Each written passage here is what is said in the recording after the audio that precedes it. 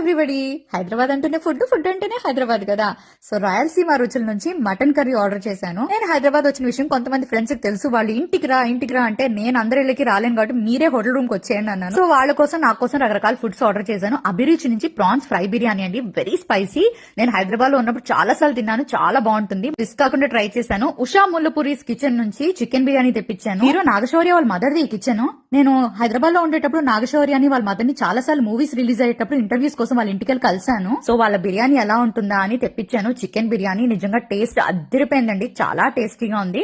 Next Sriharsha deluxe mess అంట, స్విగ్గీలో చూసాను, రేటింగ్ బాగుందని చేపల కూర ఆర్డర్ చేశానండి. ఫిష్ కర్రీ, అసలు ఈ ఫిష్ పులుసు ఉంది చూడండి, అబ్బబ్బబ్బ భలే ఉంది. పీసెస్ కూడా చక్కగా మంచివి ఇచ్చారు.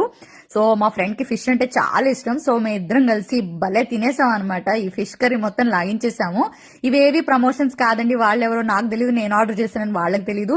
ఊరికే నేను ఏమేమి ఫుడ్స్ ఆర్డర్ చేశానో హైదరాబాద్ లో మీకు ఒకసారి చూపిస్తున్నాను. మీకు నచ్చితే మీరు కూడా ఆర్డర్ చేసుకోండి. నేనైతే ఫుడ్ ని బాగా ఎంజాయ్ చేశాను. ఈ తెలంగాణ స్పైస్ కిచెన్, ఇక్కడ నుంచి మేము సాంబార్ రైస్ ఆర్డర్ చేసాము. అదైతే బానే ఉంది, క్వాంటిటీ బానే ఇచ్చారు. కానీ వాళ్ళ దగ్గర కర్రీస్ అయితే అండి అసలు 400-500 చార్జ్ చేశారు. 4 స్పూన్స్ కర్రీ కూడా లేదు, వేస్ట్ అనిపించింది.